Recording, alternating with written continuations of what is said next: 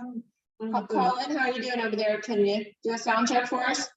Yes, it's now working. Before I signed on, but I couldn't hear anybody. I could see you talking, but I couldn't read your lips. You were actually muted there for a minute. Sorry about that.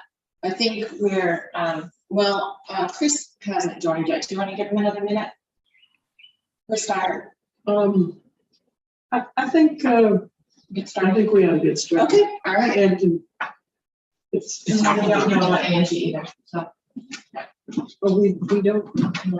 Oh, that's right. That's right. She wasn't sure. I'm gonna check my She might email. have had a big day. Yeah, I'm gonna go make sure there's no technical problems. Yeah. Go ahead. You're live. Okay. So I can call this meeting to order at it's 7 o'clock. 7 o'clock, yeah.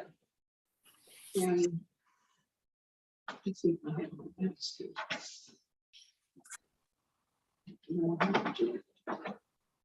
Okay, we got left. So this is the meeting of the Water Commission, and we have everyone present here, and Colin Stein is in the audience. So I'll call the meeting to order. Is there any comment or change to the agenda? And hearing none, is there a motion to approve the agenda? Motion to approve. But I think we need to hear it from one of you. Motion to approve this agenda. All right. Can I second? Okay. And all in favor? Aye. Oh, none opposed. All right. So the remarks I want to make is I think that one of the big things about what happened this month, and lots of nice things happened with the water project. The continuing nature of it and how hard they're working is that our accountants, our financial secretary and accountants have found a way to hire an admin person for our utility by funding it half from the town and half from our water budget, and for a period of 3 years. And by doing it in a temporary way like this, it's easier to find the money than to save for perpetuity. And so that's a really good thing, because then we can get started with that, even though their duties would be toward both the town and the water utility.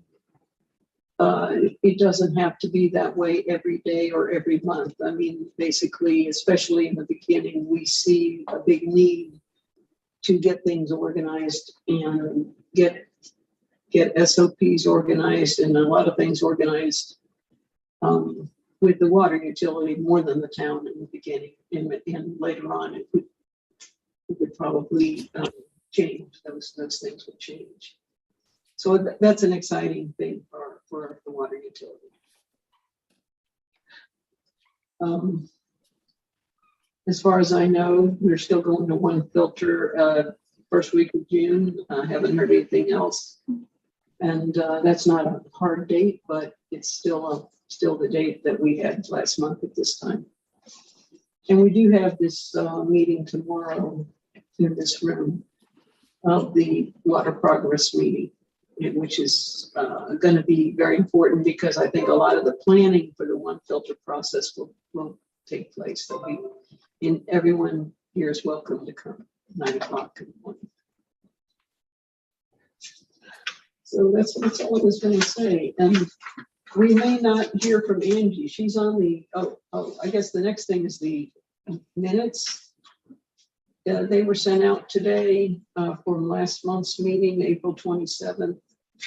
You may or may not have had a chance to read them. Were you able to? Because they went out this afternoon. I did look at it. I sent some comments to David. I was going to ask Angie about one part of it, the leak adjustment policy, but she's not here for me to ask. So do you have any comments about about that. Any about the minutes? I want to just wait to approve them because the part about the water, the leak adjustment policy, I thought it could be expressed. There was a part of it I did not. I thought maybe needed to be expressed more clearly, and she could have told us how to do it. So if you don't mind, we'll wait on that. It's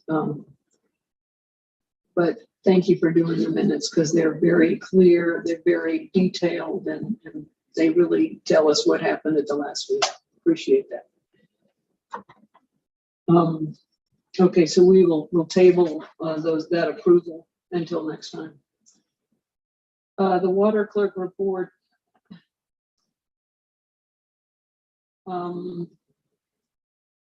There's a couple things that could help you. Okay, would you like to comment on Sure. things you know? I certainly don't want to speak for Angie, and I don't have her information, but there's a few of these items I can speak to, and Chris may be able to assist me as well based on some things that we discovered this morning on another topic. I don't know anything about the notifications and cutoffs, but the billing insert was what Chris and I wanted to offer comment to. Chris, did you want to discuss that, or do you want me to take it? No, yes, I would prefer if you did. So you are probably aware from emails that you may have received in the last week that we are coming to the 6-month period in which we are required to send out samples to residences to collect water samples for evaluating copper and lead in water, and it has to be inside someone's home. And part of that process, as I came to understand it this morning, is that we're also required to send out a mail-in to all of our customers, advising them. You have this in your packet as a form letter that says, here, we're required to do this. Could you please fill out this form and send it back to us so that we could, number one, inventory the type of plumbing that you have in your home, and number two, utilize you as a prospective sampling site. Boy, not getting that out really good. So Chris and I were wondering from our meeting this morning if it doesn't conflict with any other critical things, if this might be a really good time to get this out in the next billing cycle to our customer base, because based on things that you'll learn later in the meeting, we're going to be in a crunch time for getting this sampling done by the end of September. So if we got this out in the June 1 billing, and just a handful of people will be able to get back to us by the end of June, that would be awesome to have some sampling potential sites. Is this letter from the material that was prepared? So that all the municipalities got it like this. I can't say for sure, but this came directly from Alan Marchand from DHHR. Is that? Yes, it's from the state. Okay. Yeah. It's a standard letter from the state that any water utility would customize for themselves. Because basically some of these things I was thinking could be written in a more customer-friendly way. Mm-hmm. Because like to say, what was it? There's something I noticed on here. Can you locate where the service line enters the structure? Mm-hmm. So I can hear someone say, so what's the service line? Right, yeah. And anyway, well, let me also make comment to that. We asked Alan if we could add at the bottom of this second page information about a link on our website where we would not only have this whole form filled out, but very nice diagram that would explain where your service line identify all of those things. We know that we can only use one page in the insert, right, but if we could provide the link and information and saying that there's definitions provided in diagrams on the website that would help you fill this out, maybe that would satisfy what you're speaking of. Yeah. Okay, so we're not required to just use this verbatim. Is that correct? Well, I don't know. I mean, it's not Yeah, Alan was pretty insistent that we use this. that we use this particular form. I mean, I just asked if we could add the link. We certainly asked him, but I don't know. I wouldn't want to get involved in doing something that requires a delay in getting it into June's billing if it's at all possible. And if we're not circumventing something that Angie has already determined is critical. Well, yeah, that would be next, It'll be 2 weeks from now. Yeah. Yeah. so that's our time. Well, Alan will be here tomorrow, Laurel. Are you coming to the Yeah. meeting tomorrow? Yes, I am. So Okay, we so maybe can, I we can can ask review you. it with him. Right. But, Can we make a decision based on what Alan says tomorrow, so we get this flyer in? and based on that, Well, Angie doesn't I have don't- any other. I'm not aware of any other need for the flyer, so I don't see any problem with using this for a flyer. Does anybody else have any ideas about, is this any other reasons, any other flyer idea that we had? I see, I don't think we had anything planned. So, I mean, as far as using this for a flyer, I don't think that's a problem. The question is, how much do you have to stick to exactly what is in here? That's what I would want to ask him. Or how much do you make it? Yeah, my question was just to make sure that it gets in this, that it doesn't get delayed. That's all. I don't care, you know, if you want to change it, just as long as it doesn't interfere with getting in. We're agreed, we don't want to delay it. And Yes. perhaps the way to configure that, because I see where Chris, I think I see where Chris is coming from, is that if we decide to modify it, then who has to approve it? I would think that would need to go back to Alan. If we chose to make the modification, we would have Alan's approval that what we've modified would be So acceptable. that's another question for him, Yeah. is how closely does he want to monitor it, or how closely? That's what we need to know, is the leeway. Right, I mean, we wouldn't want to modify it in a fashion that then the testing, then the form becomes, the testing becomes compromised because our form wasn't right. So I really want him to review it. Because he's gonna drive the sampling program, he's gonna approve our sampling program and everything. So I think he's the linchpin. Yeah, we want to keep him happy, in other words. Okay. So, I don't think we need anything formal as far as that. Is there any objection to using this or some form of it as our flyer? Does that sound good? We will put this will be the insert or some form of it. With Alan's approval, yep. And so that sounds good.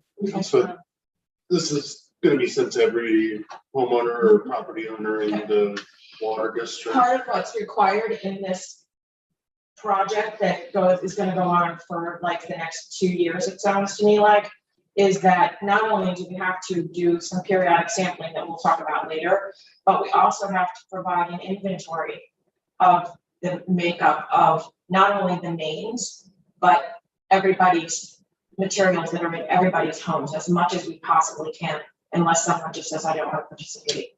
And we have to make a map of that. It's color coded and everything. Yeah, color coded, distinguishing our side, and color coded like green. Green means no lead.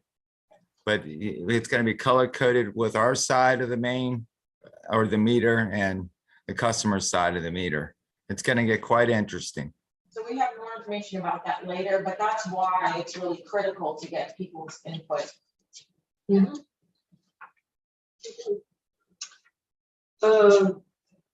So I don't know anything about her other information about usage of work orders. But I think she's trying to get the electronic billing implementation moving along with some customers that I don't know the complete status. I can tell you with the ACH billing, we've made a little bit of progress where the bank has had their software company review the data file that we presented, and they found an issue, and it was back in Kuzi's hands to make a change. to how the file is generated. And I have emailed them 3 times since that happened, and I have not gotten any movement from there. So tomorrow we'll get a call. I was saying, a lot of stuff today and yesterday. And I don't know anything about the last one. Okay. I actually, the payment extension policy, I am still looking at that, and so I'm actually, that will. Did anybody else have any comments about the payment extension policy that we sent out? I'm expecting to just put a few extra things in that and send it out to everybody, but that's not ready yet. Okay, well, Chris, would you like to do your superintendent report? Sure. Just bear with me, my printer ate my homework. So I almost got it. Where are we at? There we are. Okay. The water loss for the month of April was 23.42%. That's basically back down. It's not, we had a few leaks, so I know where the water's going, but I'm happy with 23. I can live with 23. The construction crew has been staying on top of leaks. We had 2 significant leaks this month, one on Cheney and Carter and the other one on Jefferson and Washington.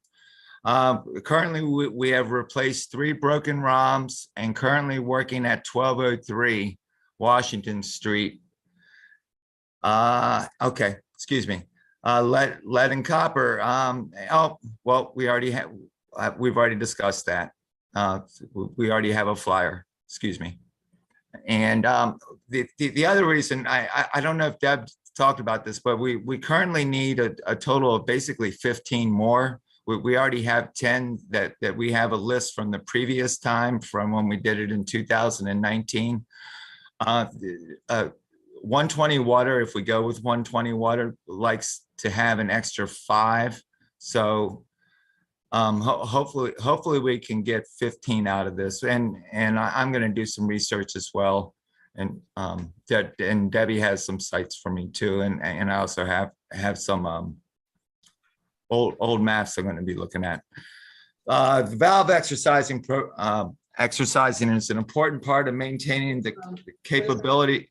Chris, can I, actually the 120 Water is completely new here. It's new at this meeting. Yeah. Oh, Can I suggest that we cover that when we get down to this whole thing about lead carbon later in the Okay, the whole sure. thing? Yeah. And I had a question about the broken meters too. So do you know what addresses have been fixed this past month? yes, I do. And I thought I wrote them down when I put just give me 1 second and I'll tell you. So I have a simple question. Are all the members of the board had their property in Harpers Ferry tested for the what type of water pipes? Because if you haven't, that would be an easy person to recruit. Right? That's a good point. There are some extra stipulations that we try to use houses that are built between 62 and 68. There's extra stipulations trying to find houses built during certain periods of time. So we have to look for those and try to get those. And if we can't, then we can go down and use other houses. But we do have to make an effort to look for those. Between 82 and 86. Oh, thank you. From 82 to 86. For some reason I keep thinking it's the 60s. It's not. Yeah. It's the 80s. Hold on one second. Even having your house listed as a backup in case we can't find something between 82 and 86 would be a step forward. Just you're filling out the form and turning it in will do the trick. Yeah. Because we'll have you as a data source. Yeah. We are relying on I guess a certain percentage of all the property owners to determine these forms, and no additional Yeah. follow-up. So, I was gonna get really into that when we get down to the land proper with Chris, but Yeah. yes, there will be a stamp inside with a forgiveness factor on top of it in case not everybody returns theirs. Okay, if, the answer to the question, is 1346 Washington Street, 1343 Washington Street.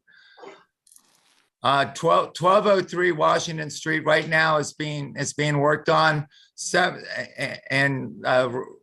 And 791 East Ridge is, there is the next scheduled place after 1203. After that, we're gonna go to Public Way. And I have one master meter there that takes the place of 3 meters. Actually, Donnie, you may have put this main in. It's for a 2-inch main that goes to a 1-inch service to hook up to the government buildings up on Public Way near Church Street. And Chris, do you have any other information about 791 East Ridge? Did they locate the meter in the basement? Yeah, they have. They think they know where the water line's coming in. So when they had a rainy day while they were waiting to do construction, they went in there and looked, and they think they have a shot or a good chance of finding the main on the outside. If not, I'm going to ask Donnie and see if he has some input on where the location of the water line is to coming into 791. I haven't asked Donnie yet, so I might bring you over there, or that's an excellent idea to actually bring you over there and see if you recall where the water line goes in there, Donnie. That's fine, yeah. You think it comes in from Jackson Street? Jackson, yes.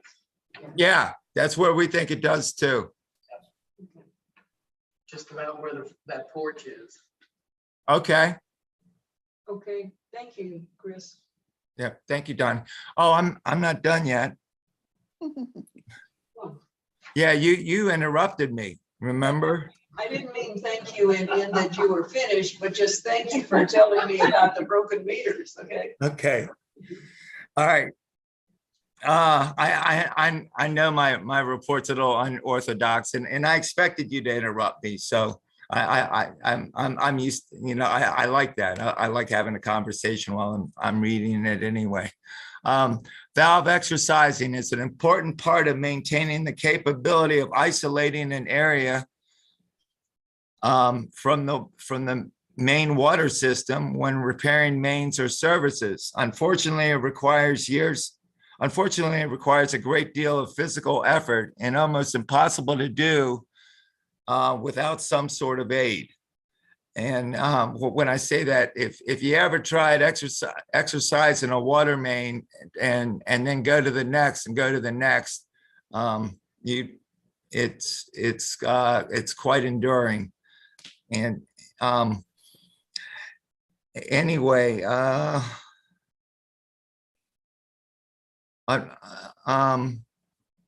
in the recent years, the technology has improved in that area.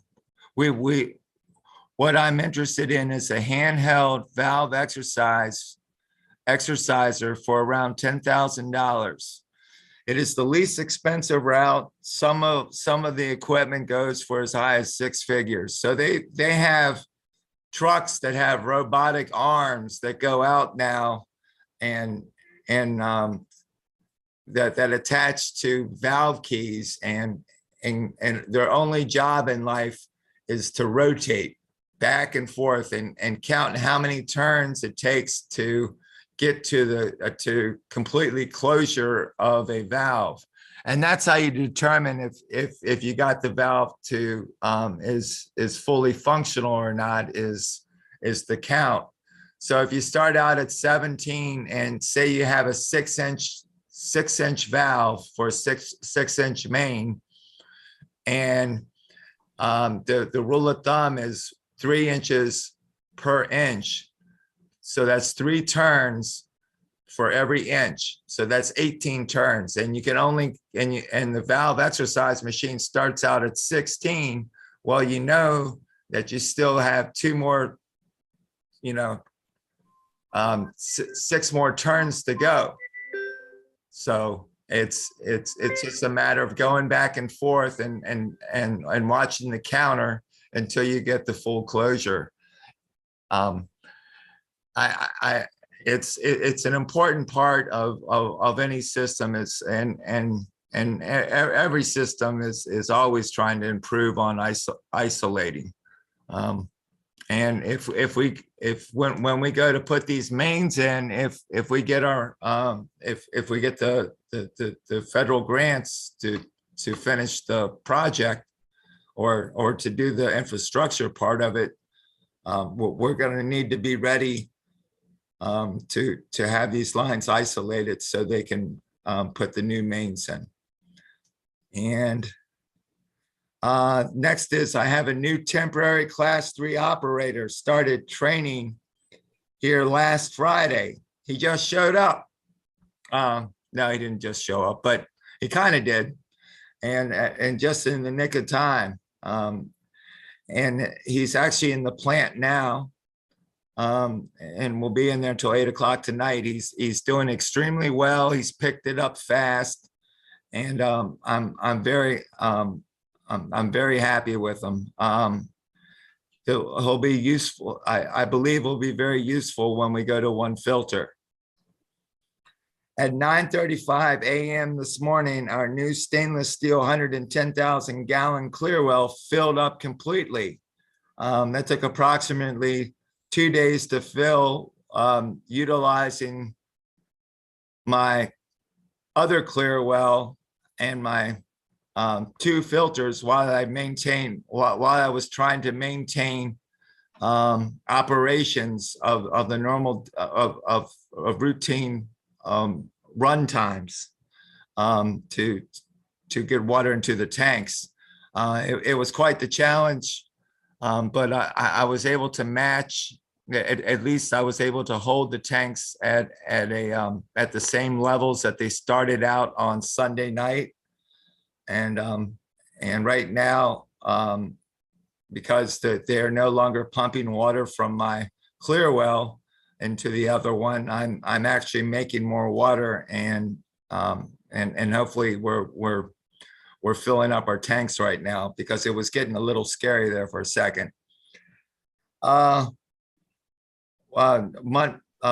Tomorrow we are scheduled for a back T test, and Friday.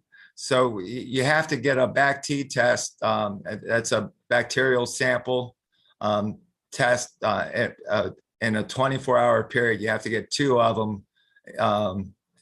That's required by the state before we can put this clear well into operations. And on Monday, we're going to wait the weekend. On Monday, we're going to tie it into the system. We should still have plenty of chlorine in the clear well to maintain a normal level of chlorine, which I keep it around between a 1.5 and a 1.8.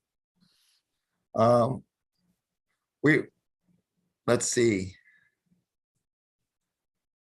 The new clear well will help with longer operational hours before having to shut off to fill. Also, we will have longer chlorine contact time before going out to the system. So the longer that the chlorine can sit with the water, the more bacteria and particles it can kill, and the more free chlorine you end up with, that can kill other future bacteria as it goes out into the system if need be. But it's just the longer you have the longer contact time, the better. It's the rule of thumb. We also have we also have our sedimentation tank is going to be operational before we go to 1 filter June 1st. as of today, it's still June 1st. And we'll hear more about it tomorrow. And that's all I got. I have a question there.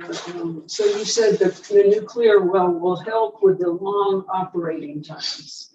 So do you, Yes. that you don't, because it's holding more water, with basically we're able to store more water, so we won't have to process as much.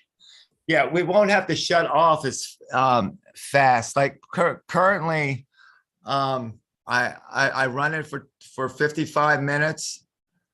So I'm literally turn the high service pump on, and that takes it up to the water tanks. That takes my water up to the water tanks from the clear well. So it goes from the clear well to my pumps to the tanks up on Bolivar Heights is how it works right now. And I have a 20,000 gallon tank. I'll have a 110,000 gallon tank. And my run times, I'll probably run it for 2 hours to 3 I'm going to say 2 to 3 hours. I haven't, I'll have to check it and do a lot of climbing up and back and forth and to see where the levels are before I can determine exactly where I'm going to keep it. But the nice thing is my fill times and my run times will be over an hour, giving us more of an opportune time to do other things other than sit there and wait on a pump, which is sometimes what we feel like we're doing. And it gets very difficult to accomplish anything. You know what you're talking about, the valve exerciser. Were you just telling us about it? Were you thinking Well, about asking for funds for that, or what Yeah, exactly? I've talked with Debbie, and we currently are looking to have it in the budget for the next fiscal year, right, Deb? Yeah, I mean, the covering of the specifics of the item is a little bit premature because what you will find when I give you the report there that we're including funding to cover this. It will need to be bid, it will need to go through all that process, but I mean, you'll need all alternate options for the dollar value, but it's something that Chris has been letting me know that he feels we need so that he can isolate areas of the water main system when there's a leak and such. And the valves are Instead of not, turning it all off. right, because the valves are not operable because they aren't being exercised. We do not have any equipment of this type doing. No, We don't have this valve exerciser equipment. no. The only thing we have is physical labor to do this. Donnie remembers this. Oh, yeah. And Hey, Chris, I thank you for your report, and I think you're doing a great job, and I'm really glad that you are in the position you're in. Thank you. That really made me feel good. I think the entire county is envious of, should be envious of the water that goes into Harper's Ferry. Oh. Well, we're trying. It's been, it's a challenge when you're working in construction, and it's been a needed, we've needed to do this for some time, and I'm glad we're able to do it, and I'm a part of it.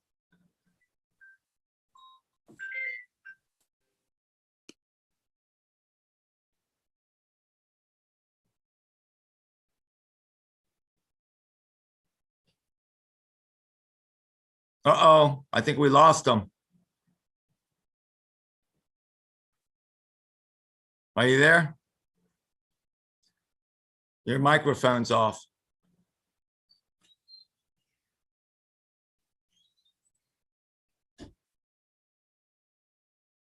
Yeah, I know it was off. I was getting a call coming in on the other line. Oh, I'm And sorry. I didn't want the ringtone to provide background music for us. Oh, I heard your ringtone. Yeah. I'll be right back. Okay.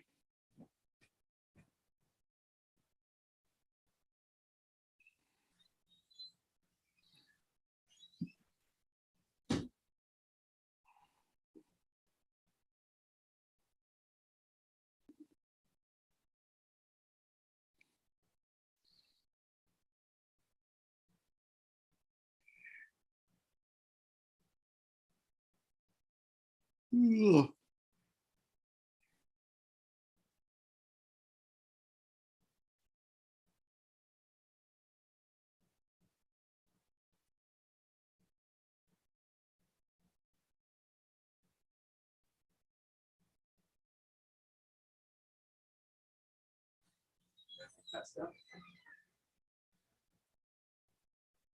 Yeah, actually, it's good. I don't know what happened, but are we still off? You and I are still on, Chris. Well, we're missing the meeting. That sucks. Who's that? Oh, well, I don't know what to do about that. Looks like Santa. That's Colin. That's Colin. Hello. This is my girlfriend. Hi.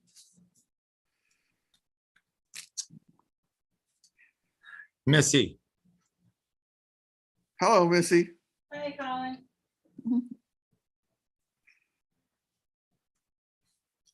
Well, I'm gonna go and see if I can. So do you have a telephone number for him that you can just call him? Yeah, that's what I'm gonna. That's what I'm gonna do. Tell them that they're out, or we can sign out and then come back on, and if that's what's necessary. I just wanna go to Deb.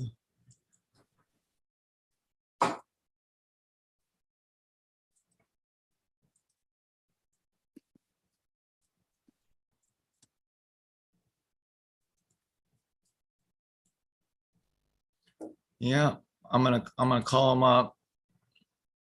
If I can find it. All right. I got so many meetings, it's hard to keep track of which one's which. All right, I think it's this one. She sent me 2 back to back. Hope y'all made a lot of life decisions while we were gone. We're back now. Oh, well, we solved the world's problems while you guys were by yourselves. Yeah, but we volunteered you guys to do it. Yeah, I was about to ask you something, Chris. Remember that in a conversation with you and Angie, you both thought it would be a good idea to just add standard operating procedures to the agenda every month, just as a way to remind everybody that we're trying to have one working on one all the time. okay. So that is why I put that under Angie's is, of course, she has one, the payment extension. And that's why I had that under yours. Did you want to report anything about that? Yeah, I would love to if I here, let me put it in front of me. Just give me 1 second. Okay. I got them right here.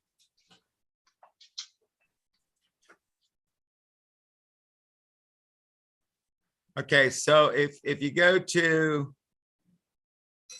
and I'll tell you, if you go to EW 90, page 1, do you see that at the bottom? At the bottom of what? Of the spreadsheet? Are you looking at the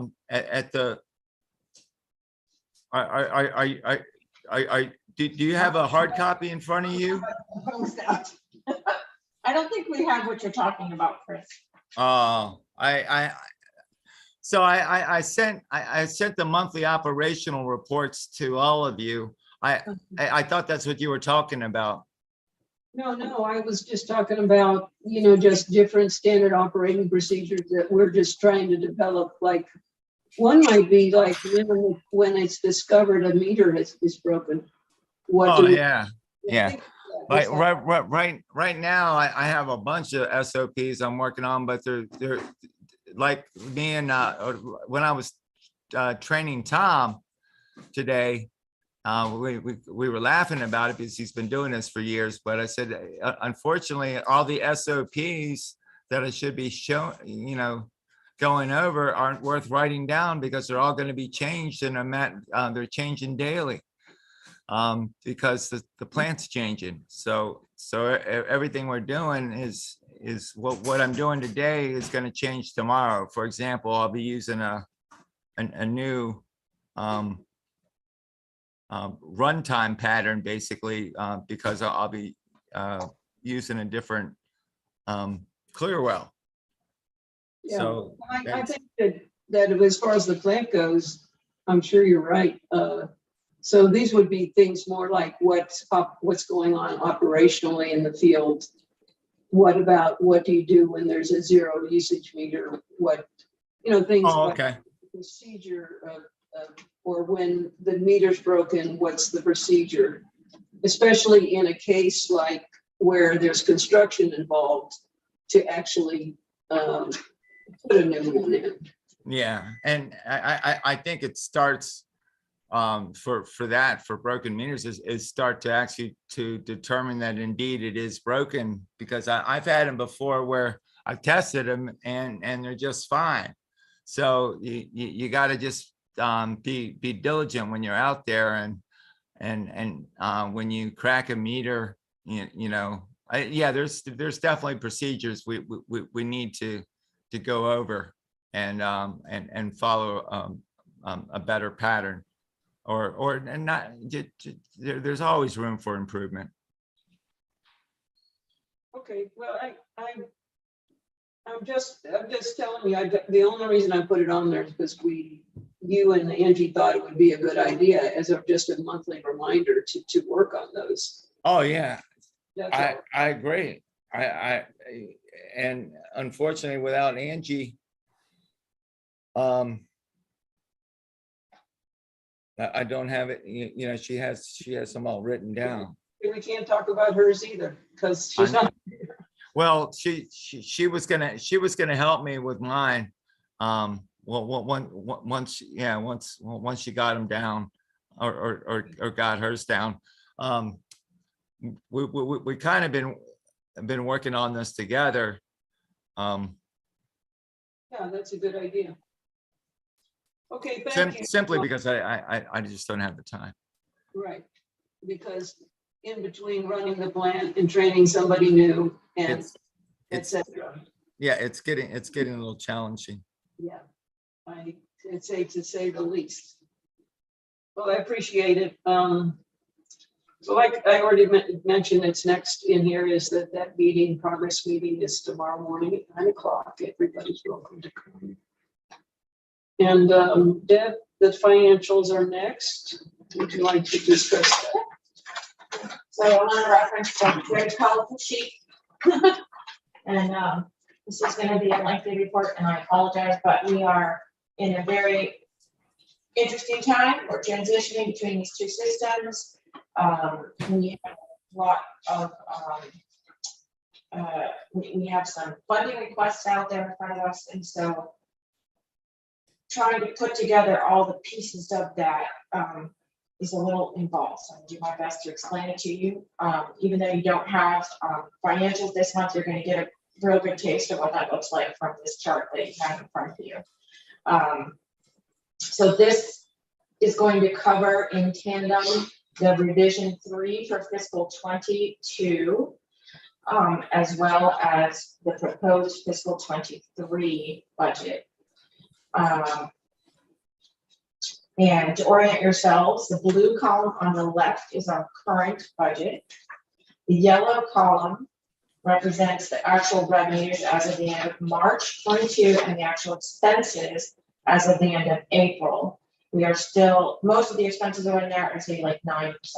We're still compiling and finalizing, and the revenues are still being verified for April, so they're not in there, but these are March. The green column is the fiscal 22 proposed revision 3, and the pink column is the proposed fiscal 22, sorry, backing up. Revision 3 for 22 is the green column. The pink column is the proposed fiscal 23.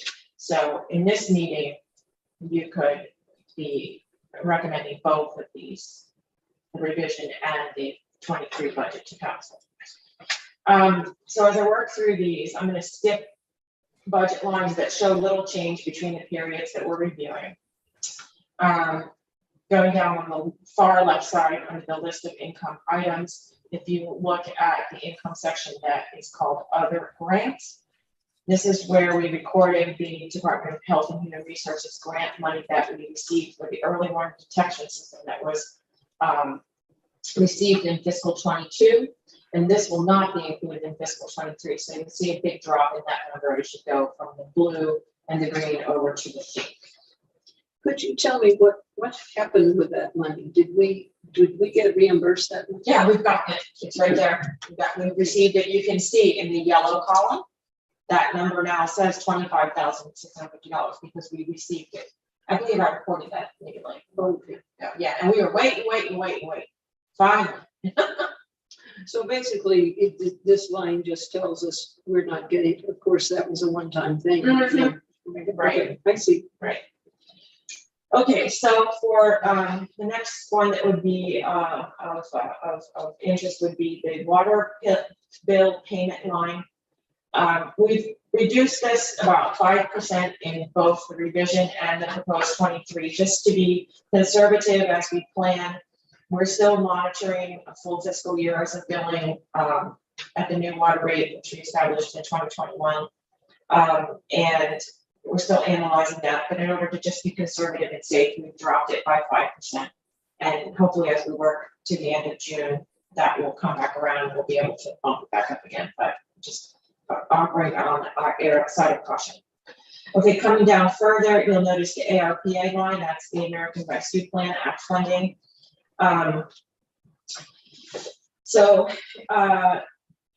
The first and second tranches of funding have been moved all the way over to fiscal 23.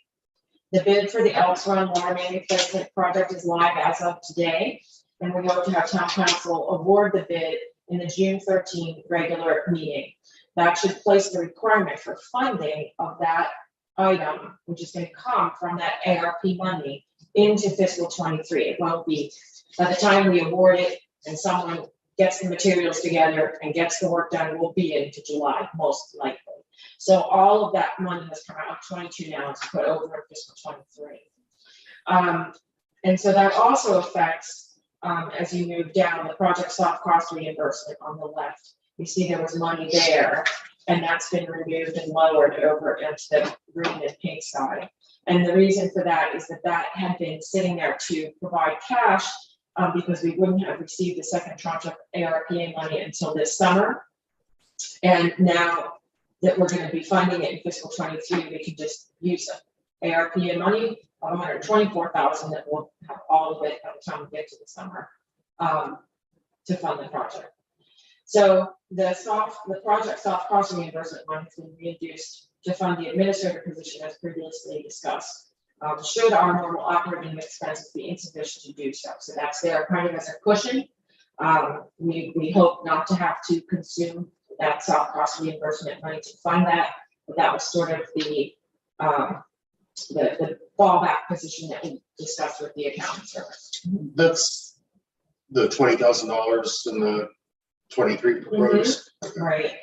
The soft cost reimbursement money is money that came when we closed the loan on the project, and we had already prepaid many expenses to lawyers and accountants and to the engineering firm. And so when we close the loan, just like when we close on your house, sometimes you get money back that you already paid in. So there's a chunk of money that we'll use sitting there that we'll either use to fund projects for the infrastructure, or if we get some of these funding requests that we've made from the federal and the state government, then we may need to make a matching grant, pot of money, we might need to supply matching grant money, so we would use it for something like that. But that is where the money is gonna come from for the administrator. Maybe, hopefully not. Hopefully what will happen is that our expenses will, you'll see in the next coming pages, I have very heavily padded this year. Hopefully our expenses will come down enough that we'll be able to absorb the cost of that administrator in our normal operating functions. But at the worst case, if that's not possible, the accounting firm has agreed that we could consume up to about that much money in the next 3 years without devastating our situation. And it would come from there. Okay, so on page 2.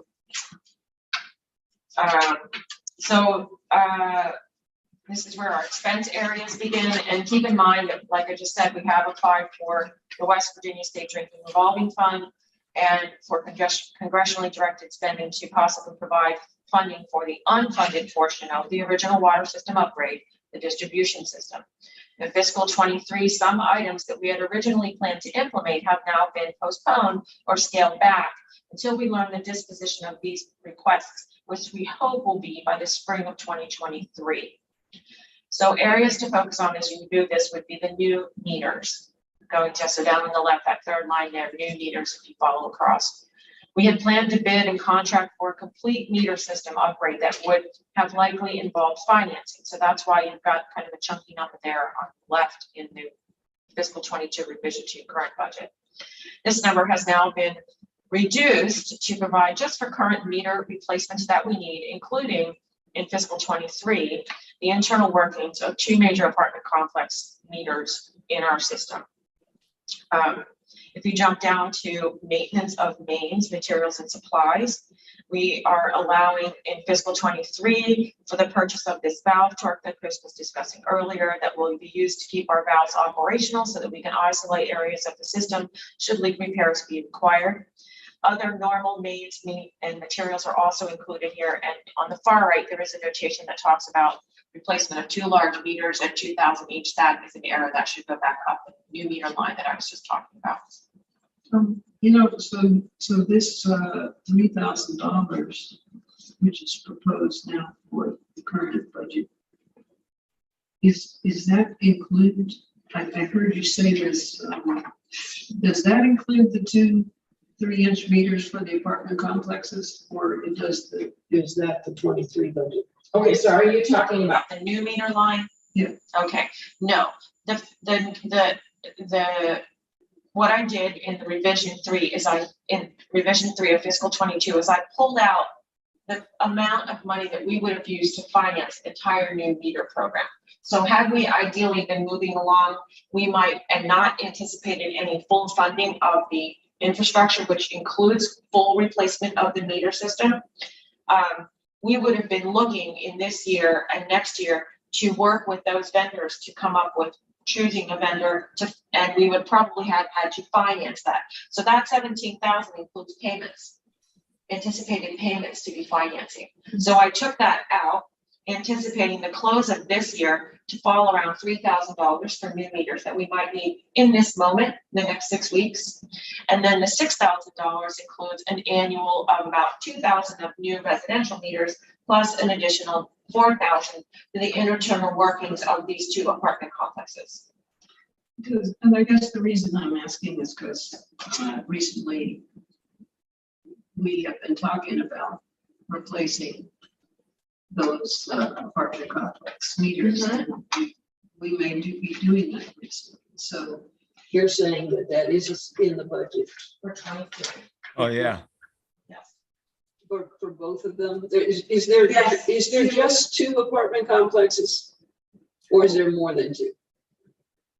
Just there's just two apartment complexes.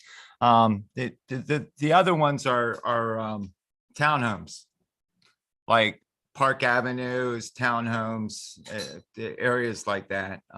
So But Well, really- there are a couple, if you want to say, there's a, that have like 8 apartments in it. That's on Washington Street. And there's another one on Washington Street that I believe has 4 units, I guess what matters but not as large as those two. is the size of the meter that is the cost, right? It's so. Oh, yeah, it's a size. It's, And the- I may be putting a new vault in there, or having a new vault being put in there, and a whole new system may have to go in there as far as piping and stuff like that. That's where the expense is going to be in, Well, and to fit the new type of meter the $2,000 is really just the actual physical parts. meter. of Replacing the work that would be done would be handled down below in construction contracted services, right? Yes, the cost of the meter should be around $2,000. I think the one I'm looking at, I think was 1,800. But it's been a little while. I'll check the numbers, and they probably have gone up since then. So okay, great. All right, so now then the next one we were talking about is maintenance of mains. So we're down below maintenance of mains, materials and supplies. And you'll see that number is been adjusted in fiscal 22 provision 3 for kind of where we are, where we anticipate ending up this year. And then for next year, we've got that valve torque in there and a little bit of extra for normal work. The next one, contracted services. This is where, for maintenance of mains, this is where we're holding the Elks Run main replacement. So over in revision 2 for fiscal 22, you see that's a big number. In revision 3, it's dropped because we're pulling it out of there and we're putting it over in fiscal 23. It has increased in fiscal 23 because since we are using the American Rescue Plan Act funding, that is a federal program, and we have reinstituted the American Iron and Steel requirement, which will likely raise our projected cost that we were anticipating to be around 120. I bumped it a little bit to be safe. Also here, on top of that, so I'm calling maybe 145 or so for the Elk Run, but you see then there's even more. So that also is where we're putting our contracted services to help out with the apartment complex meter changeouts and other mains contracted work that we would need done. Okay, now we're going to move down to plant salaries. And let me first express that all the numbers that you see here do not represent a typical year. We are not in a typical year in fiscal 22, and fiscal 23 will not be a typical year. This transition time that we're having extra personnel, we're having overtime, and we're having a lot of changes happening. So to enumerate what those are, both in the fiscal 22 revision and the fiscal 23 columns, we're allowing for the 6-month wage compensation for single membrane operation. It includes overtime for extra hours required for processing at half capacity when that is required. It includes wages for our class 2 temporary operator. As a flat matter of normal planning, it does allow for a 5% COLA increase as of July 1 and plans for wage increases to accompany operator certifications that may be on the horizon. Once we are fully operational with the new system, we will then make adjustments to this category for the remainder of fiscal 23. And of course, your payroll tax line and your pension expense line are going to reflect what's happening in those wages. So those move along with that because they're a percentage of your wages. So once we get the new membrane operational and we can see what our anticipated labor routine is going to be, we're going to come back in here and readjust and project, all right, this is what it cost us to get that going. And now we're going to project the rest of the year at a new format. So I expect this number to drop. I padded it pretty heavily to protect us. But so I just want to make you understand that it is not a typical year. None of it is. In office salaries, the line for the water clerk and one for the financial office wages with a 5% COLA increase have been included as usual. And in addition, we have added half the wage for the anticipated administration position. All of these wages will also impact payroll taxes and pension, and employee PEIA is the health insurance. And that has been increased in anticipation of that need for the administrative position. Okay, so now I'm going to move down to kind of look at 4 lines together: utilities, plant chemicals, plant materials and supplies, and plant maintenance and supplies. All of these areas have been reviewed with Chris and me and the water project engineer to allow for the transition ahead of us to the new system. Again, we've done our best at anticipating what might happen, but once we get the new system up and running, we will certainly then kind of reset and make a second adjustment for the year going forward. Now, can I ask, so why is this money that's a big an increase in plant materials supplies? Plants, materials, supplies. It's actually a drop. Oh, that's what I meant to say. Yeah, so that is the line where we did account for the purchase that was required for the early warning protection system that we got the grant money for from DHHR. So you got your grant money up top, that 26,000, and then we costed it down here below. So that's not going to reoccur. So we took 26,000 out of the budget for that. And so you can see that we bumped that a little bit based on what we've learned. We're kind of hedging our bets there that we might need some additional materials as we work through this transition, but really that's a lower cost center in the long haul. So that will probably come down after we get through our conversion. Does that answer your question? Okay. All right. Okay, so moving on now to lab services. Okay. So even though our normal monthly testing requirements will not change in the new water membrane system, this line item now is planning for the copper and lead testing requirements that are due in fiscal 23. So we were just talking about this. You may recall an email from last week that discusses the recommendation to contract with the company for the implementation of this testing procedure that involves collection of samples from residences. This budget line item allows for what we know at this time will be needed to complete our fiscal 23 testing requirements for copper and lead utilizing this contracted service. Chris and I will talk more in depth about that on the next line item in the agenda. And then moving down to plant maintenance and contracted services. In the past, that has accounted for services or repairs to keep our outdated water system operational. In fiscal 23, this line item is capturing the services that are now going to be required for quarterly calibration of the required test equipment in our internal lab, as well as contracting for annual sludge removal if that's required. So what's happening there is that we are going to need to, as I have come to understand it, need to look at some type of contract for an outside service to come in and calibrate our equipment. We can learn more about that as time goes on, the actual requirement for it, if we can bid it out to other places and maybe get a better price. But for right now, I've been given an estimated price and I put it in here to cover ourselves. Sorry, what line were you talking about? Right Plant now? maintenance contracted services, that's going to be right under lab services.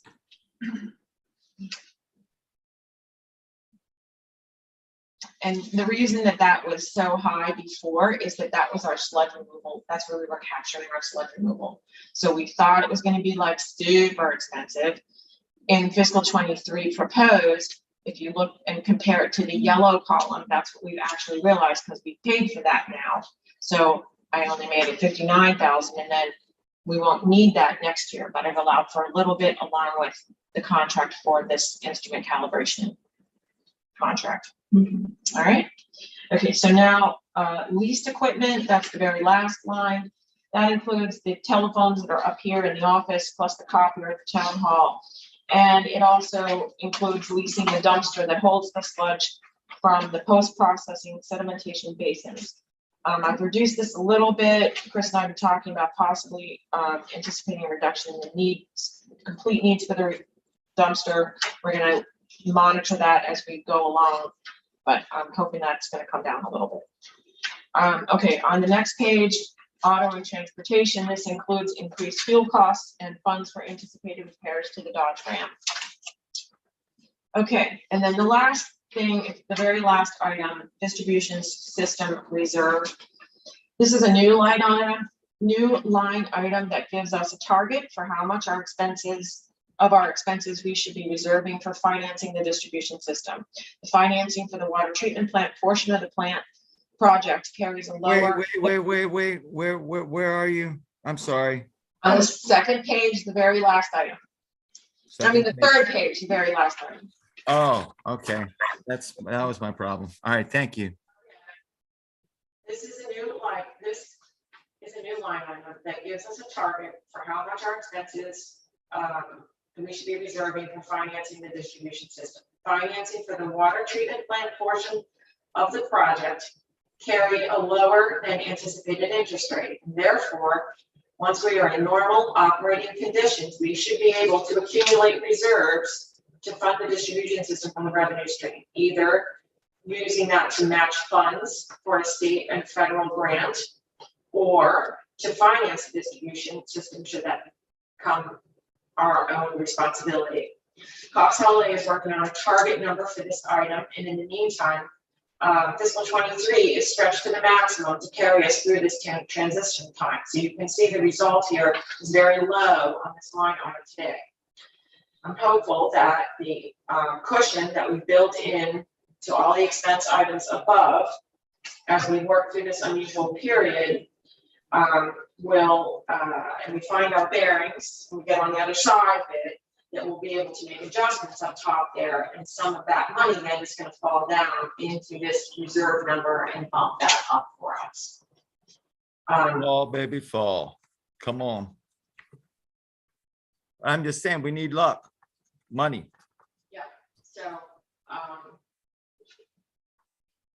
So, so based on formulation of the loan and the interest rate, Cox Holiday is going to get us a target number that we want to be working with every year. And what that will do is it will help us make it. Let's assume that we get the grants that we're going after, or some form of that, and maybe we might end up with a loan payment involved in that, or maybe we have to make matching grants for that. So this will be what we'll be working towards to provide funding for that. If we end up having to finance it ourselves, and this will be how we'll be building our nest egg, so we can say, all right, we've got $500,000 now, we can do this part of the project that we thought we were going to have to do. Obviously, that's the long road. And we hope we get some help from the governments on that. So, any questions I can answer for you? So we'll hear about I think it's the Senator Capito and the revolving fund money in the fall or later this Well, that year. would be hopeful. So we have a lot of feelers out. We've got, the mayor is really also networking with various aspects of the water system and state. So we know that funding is starting to be released in the state through various agencies. And so he's in contact with Sprayoso at, I can't remember the foundation where she is, but she's kind of the head of all of it. And he's communicated to her all the requests that we've made. And our thinking is that at the state level, when they get federal funding, even if it's from Senator Capito's congressionally directed spending, they're going to try to coordinate it all together and work in a mesh for us. Federally, though, there's the absolute earliest that we would learn about that would be very late fall. And the only reason that would happen would be if the federal government approves its budget on September 30th, as they are due to do. We know that normally that does not happen until the spring. And about what happened this year was about 30 days after the federal government got a budget in place that could be utilized. Then all those grant requests that had been made for fiscal 22 all started getting announced. So you might have noticed that maybe about a month ago, things in the paper were, oh, Martinsburg got some money for this, Charlestown got some money for that, and Senator Capito's spending area. Well, that was all information grants that they put in for fiscal 22 that had just been distributed because the budget for 22 was released. So we are at the mercy of that, I believe, for the most part. So that's why I said we won't really know about the direction and how we're gonna handle the distribution system until we get information about that, which hopefully will happen by the spring. And the state revolving fund perhaps sooner. Maybe, yeah. And then once you have that information, the town council would then do a budget revision to reflect. Well, yeah, there would be, I mean, I think there will be, if we find out about the state information first, you know, there's probably gonna be a lot of discussion about, you know, how do we handle the path and what can we use, how we can use the money and what does that do for our circumstances? And we've made them very aware that we've made the big ask from Senator Capito's office. So we're hoping that the timing of learning about all that is gonna be helpful to us and not hinder us. Like if we accept something, then don't do something else, you know? We don't want to, so we don't really know yet. But yes, once we find out if we would get money, absolutely we have to have budget. Yeah.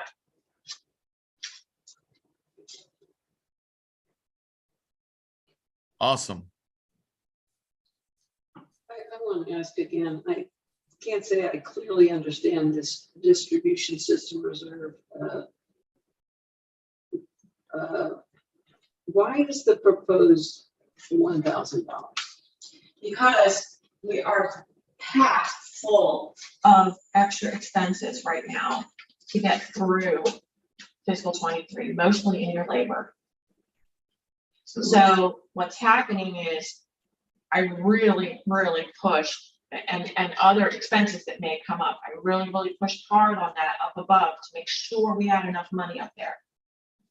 If we end up anticipating by the time we get through all of the conversion to the new system and we say, okay, this is what our shifts are gonna look like on a regular basis, this is how many hours we're gonna have to work, this is how much overtime we're gonna have to work.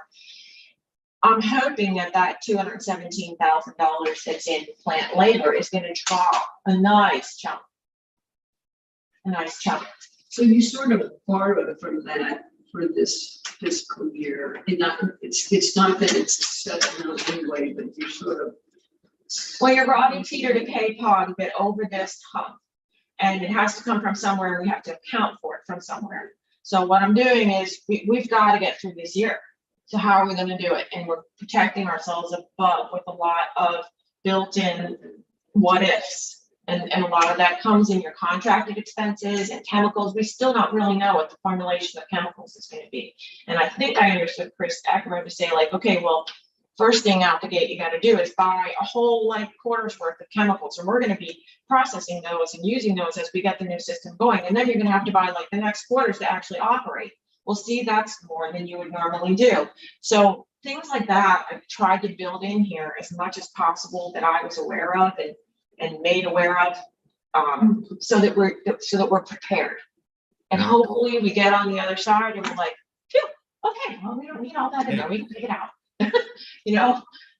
For example, they installed 4 huge storage tanks for four new chemicals that I am not using at the time, that will be utilized for backwashing purposes for the membranes.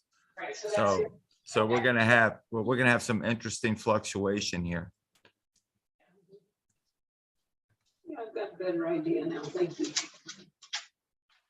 And then on the other side of that, while you're talking about that, ideally, what would happen is those expenses would come down enough that then what we can do is take $20,000 up top from the income that I put in there that came out of the soft cost funds.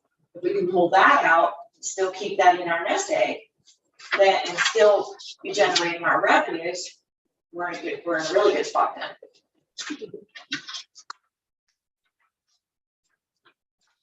Anything else I can clear up for anybody?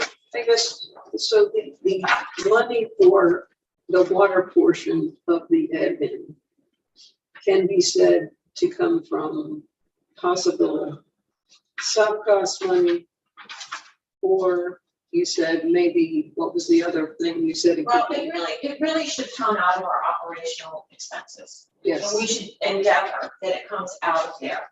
If for some reason we are not able to make that happen and things are way too tight to make that happen, then the accounting firm said we would be able to utilize some of that money to get us over this 3-year period. I see. So basically, we are taking it out of the operating, the in and out fund, but we have another fund we can possibly get any shortfall. Right. Okay. And let me also just say about that position, I meant to also mention that, yes, Laurel's right, that we have worked out an arrangement that we believe the accounting firm will work between the two budgets, general fund and the water budget. But the general fund budget also needs to be approved. Both of them have to be approved and keep sitting comfortably for both, and that the general fund is not done yet. So all of those should be to council by June 13th, along with yours and general fund, and then that's ready to go. Should we make a motion about this?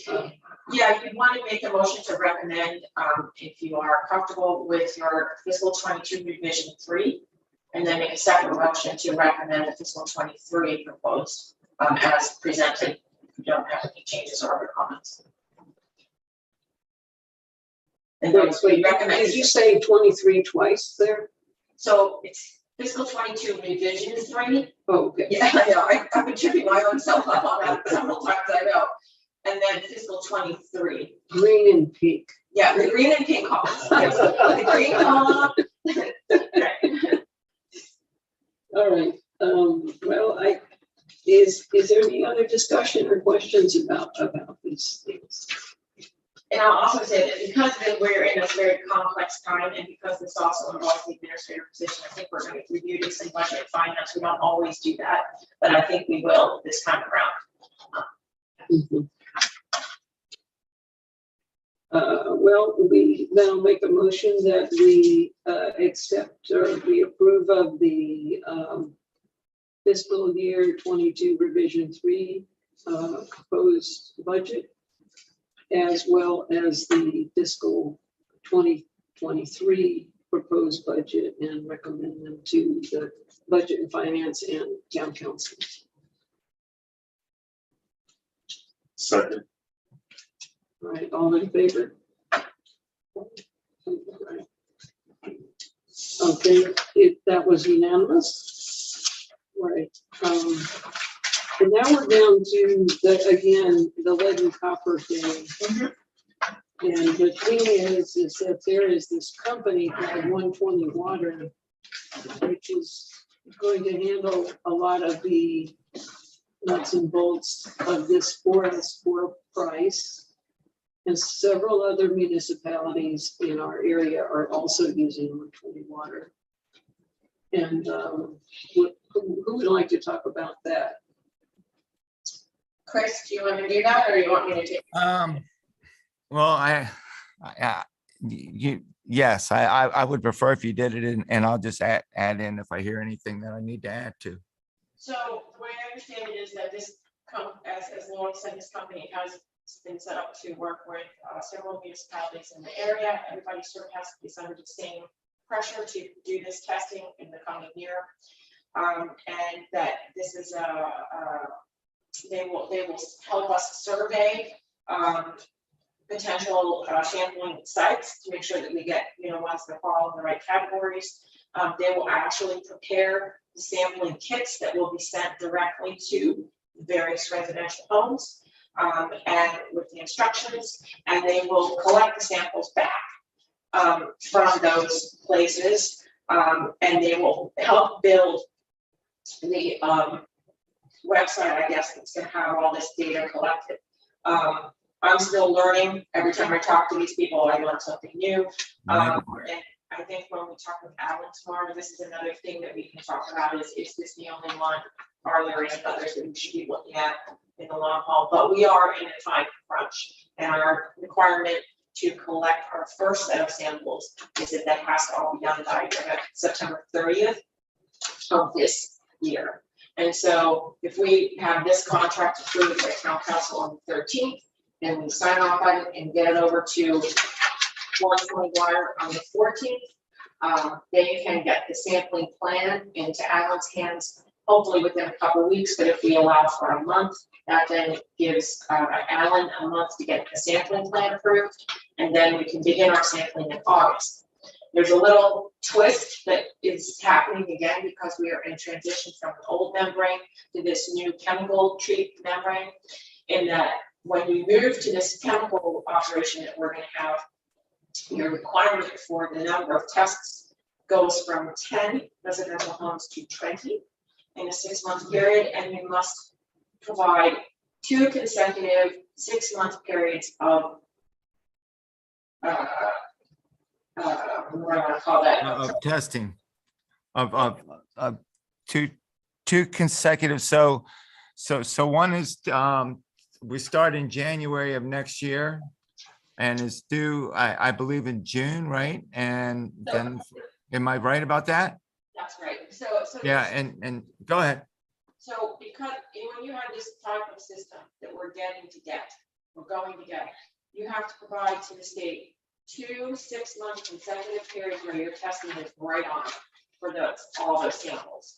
If like you have 3 samples that are bad in or out of where the levels that you need to be reporting, then you're gonna have to do another 6 months until you get 2 consecutive 6 months.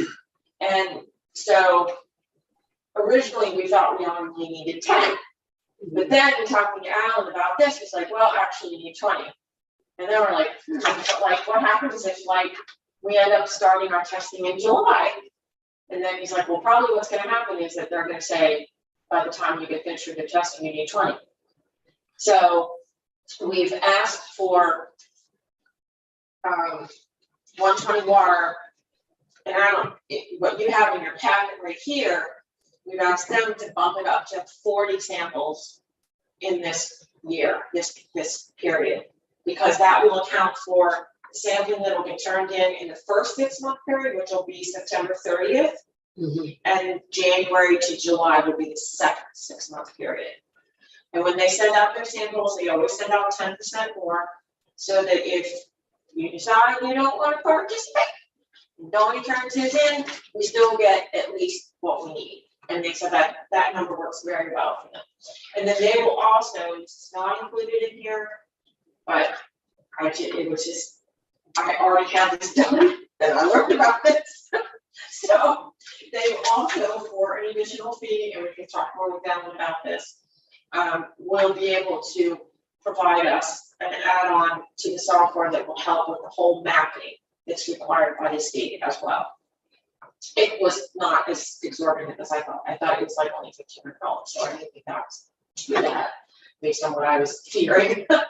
So, when you say talk to Alan, you mean you want to also ask him whether there are other companies that do we this? have to do due diligence to our process of purchasing to make sure that there's not anybody else that we should be looking for. But from what I understand, because it's all been recommended and used in our area, that this is probably going to be in the best interest of our municipality to utilize this. And there's a caveat that we have in our process, and we do that, but we want to do due diligence to the process. These 20 homes, are they coming from the people that respond to the Right, answer? so what Chris was saying before is that back in 19 sometime, 2015, Yeah, well, there's already a list from previous from 2019. so this had to be done back in 2019. And there's a list of homes that will qualify on parameters that participated in that last time, but there's only 10. So we need So we to, need 10 another more. 10, right? Yeah, and actually we need Business? we need 15, right? Because because we need the extra 10%, right? Yeah. Okay. I don't know that it necessarily matters that it was a business or not. I think what really matters is the age of the building and what's going on inside with the plumbing. So it doesn't matter that it's residential or business. Now, I'm not sure that matters, but No. Well, it all depends. Like if you do a tier 2, I think is apartments, right? so if you look on the first side of that form, It says, please circle the type of structure for this water bill, a single family home, a multifamily home, or a commercial building that does not fit above school, office, or store. And so it doesn't mean that it doesn't fit, but it doesn't fit either A or B. Mhm, okay. So I guess it doesn't. So there's a lot of components to this program, and I didn't go to the course, Chris did, so I don't know if I've left anything out, but those are the nuts and bolts as I understand. Do you have anything to add? Yeah. I have a simple question. How does a customer know whether his water service line has lead solder on it or not? That's a Deb question. That's the part on the back that says, are you willing to allow the utility to conduct a brief inspection on the property to try and determine the type of service line that was installed? And so if you are not able to determine it yourself, if you don't know, then you can circle yes, and we can make an appointment our guys can make an appointment to go, and Donnie can come along, and Donnie, if it isn't in Donnie's bank, anyway. Well, I will say this. So if you scratch lead, it's first off, it's softer, but if you scratch lead, it's shiny. It will make it shiny. So there's tricks that they know. Like a penny, if you use a penny or a screwdriver or something to scratch it, it actually is shiny underneath. So of course, we're going to try to get this back from everybody, but of course, we'll only get a certain percentage of compliance. But if they say that they do not know if it is plumbed with a copper pipe with soldered connections, if they say do not know on that question, is the water department going to go and check out every single one of those? No. I mean, first of all, you can't go and if you have to go inside, you can't go unless you have the permission. And, right? Yeah, I didn't hear you, Debbie. Well, you couldn't go and check things in their house unless you had their permission. Exactly. There'd be no way. There's gonna be certain businesses too that we're gonna have a really, and But that's not really my question, because I'm not talking about if they say, no, you don't have permission, then that's clear. But if they say, I don't know, are we supposed to contact? I'm just wondering about the overall plan. Are we supposed to contact them and ask if we can look at it and look at every one of those? yeah, that is the ultimate goal is to know, is to know what all 833 services are, and for them all to be mapped. So we have to have a map that anybody can look at, Alan said. So he would prefer if it was actually even displayed and it has every house marked in our system, including our tanks. I just want to make sure I understood the scope of this. So we are actually going to check out every single one that says do not know. And if they allow us to do so, we will be checking on it. Is that correct? Well, we or somebody we contract out to do it. Do we receive any extra money to do this work? As a matter of fact, the class I took, there is money that is coming just specifically for lead and copper. But where it's at, they said that it's here, or it will be, but please stand by. Is what I got at the You have anything in writing about that? well, the lady, excuse me? Do you have anything in writing that discusses that? No, nothing in writing. It was still vague, I think, but they said that the money's coming. I can find out I tell you what, I'll get the lady's number of the person that's doing the funding. Okay, what, yeah, I just remembered that. because money rarely comes. You usually have to ask for it. I know, yeah, so she, I would want to be sure that we're asking if there's an opportunity. yes, I understand that. I understand that. There's just a lot of stuff to remember, Deb. You Yes. know, it's like, it's just a lot of stuff to remember. If you can send me her information, I would get into contact with her about it. I know that I have seen on some of the reports about money coming through the various systems in West Virginia, some things about lead and copper, but I don't really know if that's abatement and fixing the problem or if it is about this. And Alan did mention something about grant money today, but it all seems to be rather nebulous. So again, he's a good resource. I'm happy to call and talk to this lady. And this does, believe it or not, give you a little bit of information about determining between a lead pipe and a galvanized pipe, the very last item about using a magnet, which would be a determining factor. So there's a little bit here. Yeah. So, I'll send out an email right now to Mary Hudson, who knows the lady who gave the class. so the time crunch is for the 20 samples by August. Beyond that, in terms of mapping the whole system, there's a Yeah, little I know. bit, I think we have till 2024 to map the system. and that would require eventually, actually, all 833. As much as information as we can possibly get on all of them, yeah. That's the way I understand it, and I don't know if that's like, you absolutely must have everything. I mean, if somebody isn't gonna let you come to their house and they're not gonna give you information, what are you gonna do? There's gonna be a couple of those, that's gonna happen every once in a while. So I'm sure, Alan, I'm sure there's a fallback. Is there anything else further to say about this? So this company, so it hasn't been approved, we're not sure, but I mean, it's not a, but. Well- Any other questions that anybody has?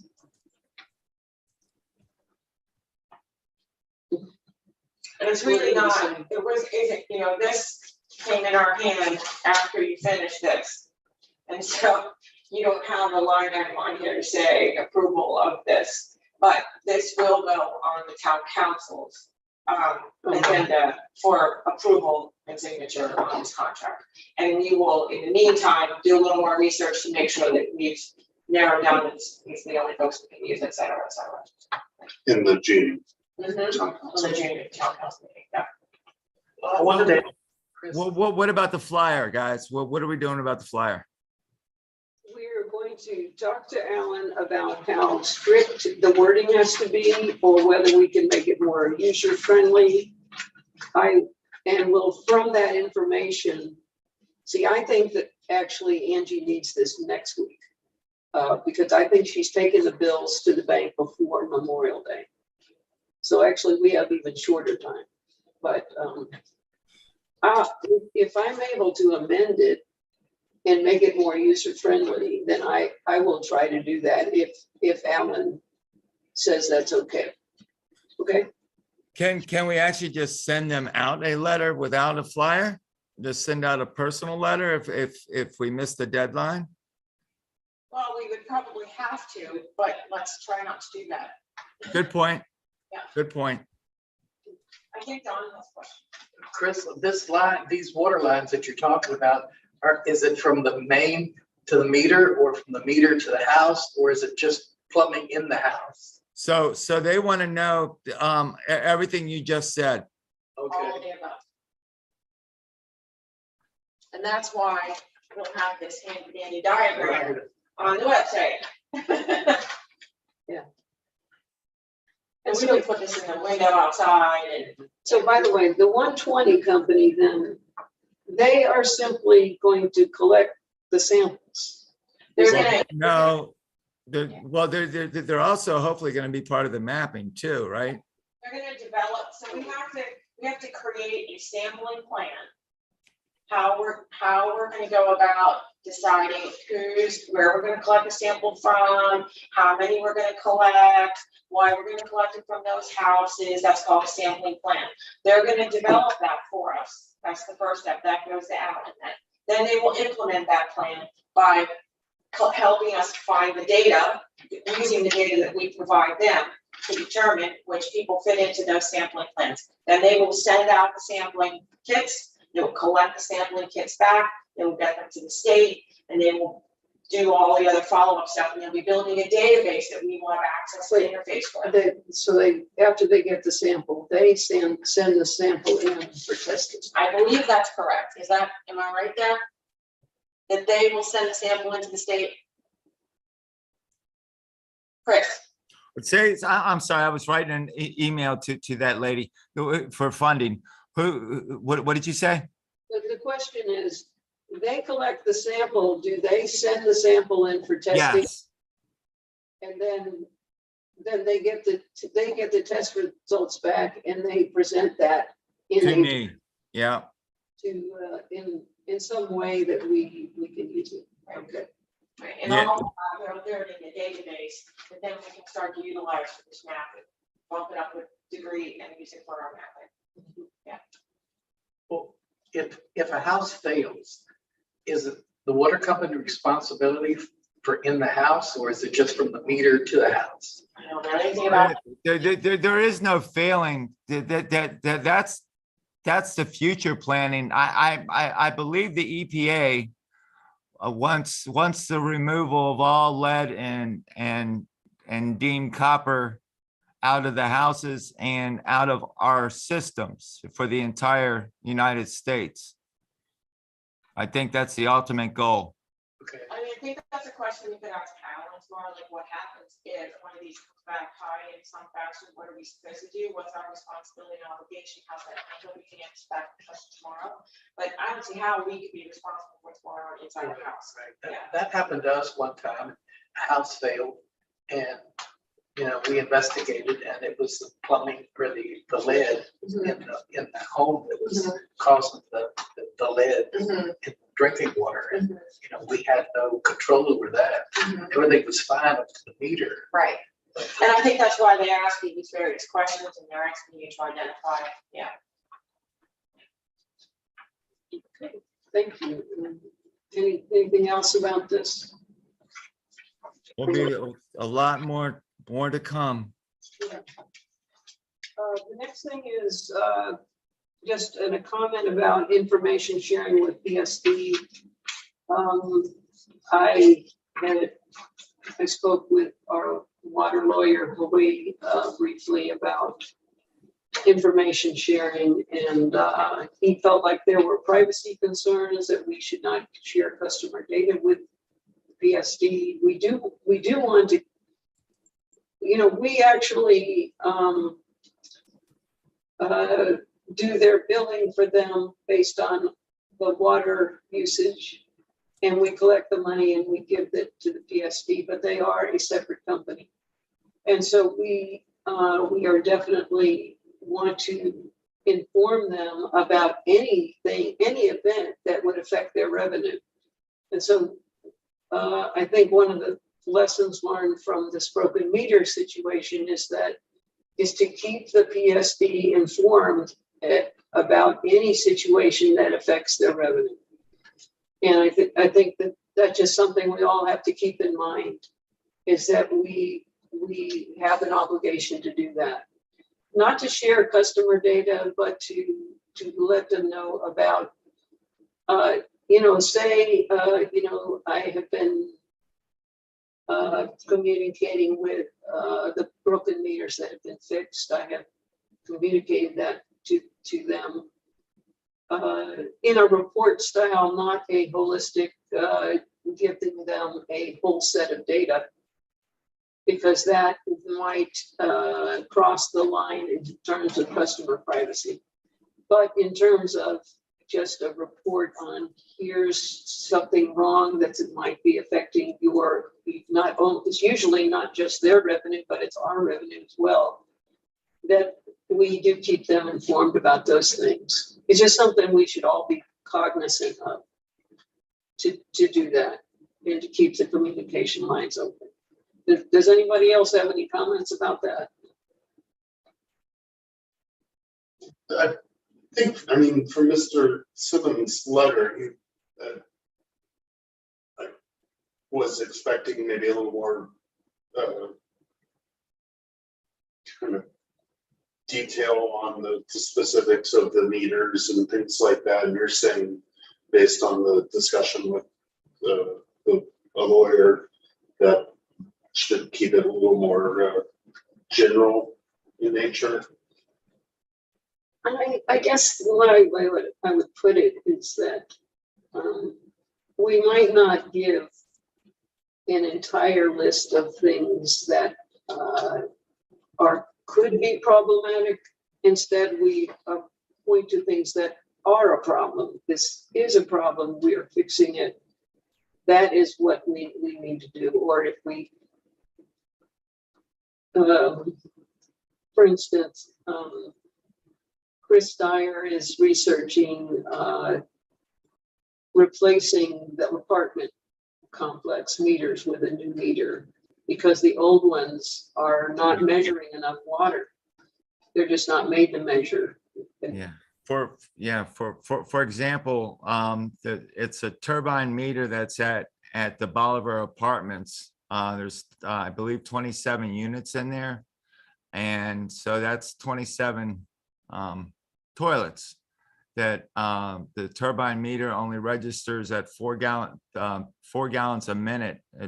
So the toilets aren't even being registered right now. The meter that I'm proposing is this ultrasonic meter and goes down to 0.0025 gallons per minute, and will pick up all the small water usage that isn't being picked up now. The only thing that we have to do there, though, is we have to send out a letter prior to installing this meter way in advance. So, I'm trying to remember, you were saying keep it general. I would say, no, I would put it more as keep it specific on here's the things that are affecting your revenue, and this is what we're working on to fix. Oh, I'm sorry. Oh, I'm getting tired. Oh, no, I'm sorry. Chris, I was talking to David. Oh, but I meant to keep everything general. I apologize. Not yours, no. Because he was asking me, should we just keep things general for? Yeah, no, but I meant to, yeah, but I meant to keep that You're general. more specific, not more information that's necessary to. Yes, yeah, and to, of course, try to think of customer privacy issues. Yeah. Okay, so I wanted to share that with you and what he said about that. Yeah.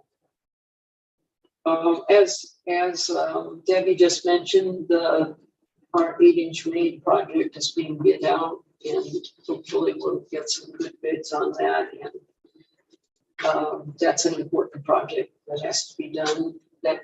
But the crew at the water plant says it's not going to interfere with anything they're doing, so it's good to go as soon as we can award the bid and get it scheduled.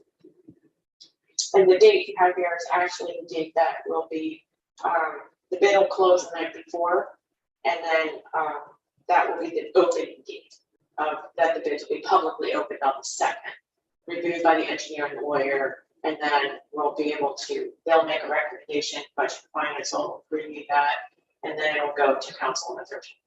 No, I'm sorry, what? Tell me about that date, the June 2nd. Second is when the bids will be publicly open.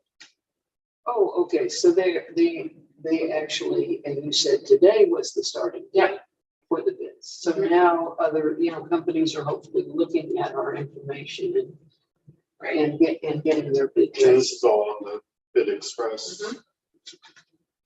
And I did send out, it's in the paper, and then anybody who gave us an infrastructure bid from the original bidding, and anybody who made a bid for Telestron before, and also Alvarez, I sent them an email saying this is where you can find information about these things. This is a good teaching.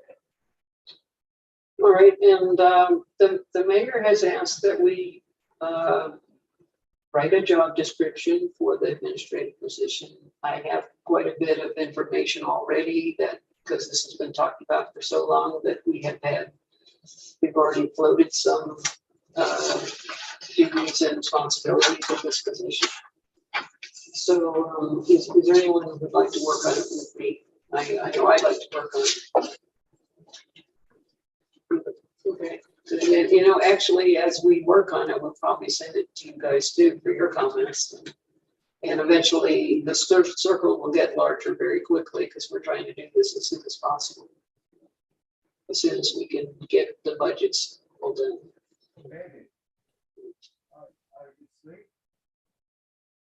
I'm sorry, I can't hear. I think he's having a conversation outside of our meeting. Okay. Well then, our next meeting is June the 15th. That's the next regular meeting. Was there any public comments?